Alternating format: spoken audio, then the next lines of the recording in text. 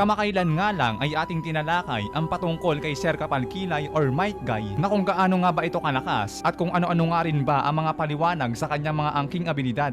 Ngayon, atin namang talakayin ang patungkol dito sa isang bagay na what if or papaano kung nagkataon na itong Team Guy ay nasa bayan ng Konoha nang umatake nga itong Six Path of Pain. Magagawa nga bang palagan ng Team Guy itong Six Path of Pain? At bukod dyan, ano-ano nga ba ang maaaring mangyari sa daloy ng kwentong ito kung nagkataon nga talaga na itong Team Guy ay nasa Konoha during dito sa Pain Assault Arc? 5 bagay na maaaring mangyari na kung sakaling itong Team Guy nga ay nakaabot sa Konoha bago umatake or pagka-atake nitong Six Path of Pain. So tara na nga mga pare ko, isa-isahin na nga natin ang mga maaaring mangyari. So ang unang bagay nga dito na maaaring mangyari mga pare ko ay itong ang Team Guy ay wawasakin nga itong Six Path of Pain na marahil na makasurvive lang dito o makatagal ay ang Deva Path. Lods, paano yun? Paano mangyayari yun? So heto mga sir no, kahit siguro na hindi na muna natin isali dito si Tenten. Kay Neji at Rockly pa lang mga pare ko, yung ibang paid, kayang-kaya na nga nilang labanan yon o wasakin. Yes guys, napakadali nga lang kay Neji at Rockly ang pulbusin o wasakin ng ibang paid. Kasi isipin nyo mga pare ko no, Inuzuka clan. Inuzuka clan pa lang or itong clan na may aso or clan nila Kiba, takbuhin na nga itong Pretapat. So kung takot o walang kalaban-laban na agad itong Pretapat dito kay Kiba, then what if pa kaya dito kila Neji at Rockly na di hamak na mas malakas nga at mabilis dito sa angkan nila Kiba. At syempre bukod pa nga dyan, na isang bagay pa nga nakatunayan na kaya nang i-handle nila Neji at Rockly yung ibang pain is ito pa nga isang bagay na si Konohamaru, itong batang Konohamaru na pinalagan nga o kinananga or pinatumba nga itong human path. Bang! Mamen! Batang Konohamaru pa yan ha. Kaya isipin nyo na lang no, na kung itong batang Konohamaru nagawa yan, then what if pa kaya dito kila Neji at Rockly na di hamak na mas malakas at mabilis nga dito sa batang Konohamaru. So doon pa lang mga pare ko no, masabi na nga agad natin na lasog-lasog at sasaglitin nga lang ng Team Guy itong ilang miyembro ng Six Path of Pain. So ngayon guys, pagdating naman dito kay Might Guy o Sir Kapalkilay, mas lalong mangyari na sasaglitin nga lang sila dito. Kasi guys, take note, bukod sa Sage Mode, taijutsu nga din kasi talaga ang isa sa mga pangtapat sa mga Rinnegan user. Na kaya the best nga talaga itong Team Guy laban dito sa Six Path of Pain. Kasi take note mga pare ko no, idagdag pa nga natin itong taijutsu ni Might Guy ay isang klase nga din ng mga atake na hindi maa-absorb ng Six Path of Pain. Halimbawa na nga lang nitong 7th gate ni Guy na for sure umpisa pa lang ng laban malamang nawasak na nga agad itong Pretapat or itong Pain na nag-a-absorb ng chakra. Wasak agad yan kay Might Guy mga pare. Kahit sabihin pa natin na nag-a-absorb yan ng chakra, wala pa nga ding palagyan. Kasi mangyaring hindi naman din niya maa-absorb yung mga ataking gagawin sa kanya ni Might Guy. So isang halimbawa nga dito 'di ba, na itong nasampulan nga itong si Kisame. Naakala nga ni Kisame na naa-absorb niya yung chakra ni Guy, which is hindi pala. Sa kadahilanan nga kasi na hindi naman chakra ni Guy yun, at yun nga ay ang asul na pawis na lumalabas sa kanya na nag-iitsurang chakra pag ginamit nga din niya ang Hirodora o pag inopen niya ang 7th gate na Hachimon. So kaya lalabas guys, kahit itong Pretapat ay itapat nga kay Might Guy, walang gagawin yung chakra absorption niya dahil nga hindi niya mahihigop ang chakra ni Guy. Tulad nga nang nangyari dito kay Kisame. Mabawasak nga lang din itong Pretapat. Katulad nga lang din sa nangyari dito sa member ng Akatsuki din na si Kisame. So kaya overall mga pare koy, kahit pagsabay-sabayin pa or magsama-sama pa itong mga Six Path of Pain, gamit nga lang itong 7th gate ni Might Guy, malamang pulbos at wasak nga itong mga pain na to. At itong Deva Path nga lang ang maaring matira o makasurvive. At ngayon mga pare koy, bukod pa nga sa mga bagay na yan, asahan na nga din natin sa mga isa pang maaring mangyari dito na kapag nandito nga ang Team Guy during Pain Assault Arc, malamang guys naasahan na nga natin na magkakaroon nga dito ng Guy and Kakashi duo. So paano ba yun mga pare koy? Well, ganito lang yan. Nakita naman natin na kahit papano nagagawa nga dikitan ni Kakashi itong Deva Path, which is ang pinakamalakas nga sa lahat ng pain. At dahil na nga din sa angking galing o husay nitong ni Kakashi, kinakailangan pa nga nitong Deva Path na humingi ng tulong or back up dito nga sa Asura Path. At kaya nga dahil din dyan syempre mas lalong ang nahirapan itong si Kakashi na labanan nga itong dalawang pain. Pero mabuti na nga lang at dumating na nga itong sila Choji at dyan nga gumawa sila ng mga combo attack na bagamat hindi nga ito naging sapat, pero kahit gayon pa man masabi pa nga rin natin na mahusay nga ang teamwork nila upang makatagal nga at palagan itong dalawang pain. So ngayon mga pare koy, kung nangyaring nang ipit na nga itong dalawang pain dito nga sa kanilang teamwork,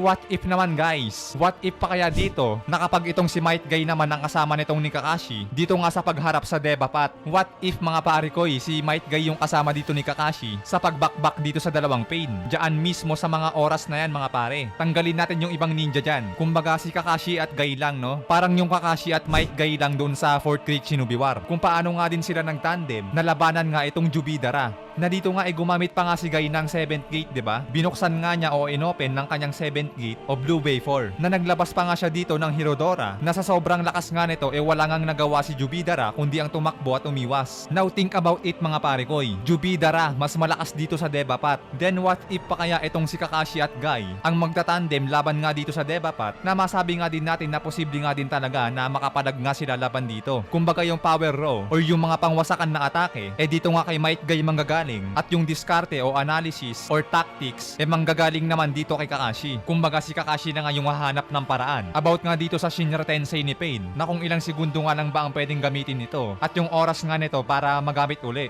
which is possible nga rin talaga kay Kakashi na ma-figure out yun. Lalo't si Naruto nagawa lang naman ma-figure out yung Shinra Tensei interval seconds ni Pain dahil nga sa tulong na nga din itong isang slug na kasama nga ni Naruto. Sa katunayan pa nga mga pare ko si Kakashi pa nga ang kauna-unahang naka-discover or naka-figure out about nga sa time interval ng Shinra Tensei ni Pain. Kaya think about it mga pare ko na kapag ang atanden nga dito ni Kakashi dito sa Pain Assault Arc at ang kasama ni Kakashi dito sa pagharap sa Debapat ay ito nga si Might Guy malamang na mas mahihirapan nga itong Debapat mga pare kasi imagine that mga pare ko patay na dapat o tapos na nga dapat itong Debapat kung hindi nga lang niya hinarang o sinakripisyo itong kanyang isang Pain na Asurapat. Muntik-muntikan na siya dun mga pare ko kung hindi niya lang hinarang yan. So imagine that guys, nagawa nga siyang diskartehan nitong nila Chosa, Chocho at Kakashi. Diyan pa lang sa tatlong yan tapos na nga dapat ang laban dahil lang sa tactics at diskarte at talino at pag-aanalisa ni Kakashi. So kung kamuntik-muntikan na nga talaga itong Debapat dito sa tatlong yan, what if guys si Might Guy pang kasama dito ni Kakashi na malamang na kahit 6 Gate of Joy lang ang gamitin o i-open ni Might Guy siguradong tapos na nga agad itong Debapat na bukod nga kasi sa strength at power imagine nyo din guys yung speed nitong taijutsu ni Guy gamit ang 8 gates. Speed nga lang ni Kakashi, muntik-muntikan na siya.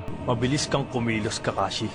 Kung hindi kita papatayin ngayon, sigurado magiging problema pa kita sa hinarap. So yung speed pa kaya nitong ni Might Guy, magagawa niyang habulin o iwasan? So mas malabo, kaya mas mataas ang tsansa na kapag nadiskartehan siya ni Kakashi dito, si Might Guy nga ang huling tatapos o aatake sa kanya. At sa gayong paraan talagang GG nga itong Devapat at tapos ang laban. So ngayon mga pare ko, nauunawaan nyo naman na siguro o nakikita naman na siguro yung mga posibleng mangyari dito nga sa magiging sitwasyon. At kaya nga dahil mangyaring dehado nga ang 6 Path of Pain dito, mangyaring kaalinsabay nga din yan, magre-retreat nga rin o aatras nga rin dito si Conan. Yes mga pare ko, syempre ano pang gagawin ni Conan dito? 6 Path of Pain nga nahirapan, di ba? So si Conan pa kaya hindi malabong mangyari yan mga pare ko. At saka hindi rin naman papayag si Nagato na mapahamak si Conan. And speaking of Nagato mga pare ko, dahil napatumba na nga nila Kakashi at Might Guy itong Devapat, mangyari nga matitira na nga lang dito is itong 7 Path or itong mismong si Nagato. At kaya dito na nga rin papasok si Naruto dahil take note guys, tinuruan pa rin si Naruto dito ng Senin mode at dahil natutunan niya itong gamitin, kasama pa rin siya dito sa laban. Kumbaga ang mangyayari, yung pinakaumpisang laban kasi talaga, si Kakashi at Might Guy yung humarap sa Devapat. Then si Naruto katulong ng ibang ninja dun sa pagharap sa ibang Pain. So dahil ganun pa rin naman na tinuruan nga siya ni Master Fukasaku ng Senin mode at dahil kasama at kasali nga rin siya sa laban, bali ganun pa nga din na mangyayari na mapafigure out ni Naruto na gamit ng kanya Senin mode na ang real Pain nga o si Nagato ay nagtatago nga ito o nakapwesto nga ito sa pinakatuktok. At parehas ng pangyayari na gagamit nga si Naruto ng Talk no Jutsu at gamit nga ang Renin Rebirth, muli ngang bubuhayin ni Nagato yung mga napatay niya sa Konoha. At kaya ang magiging ending dito mga pare ko,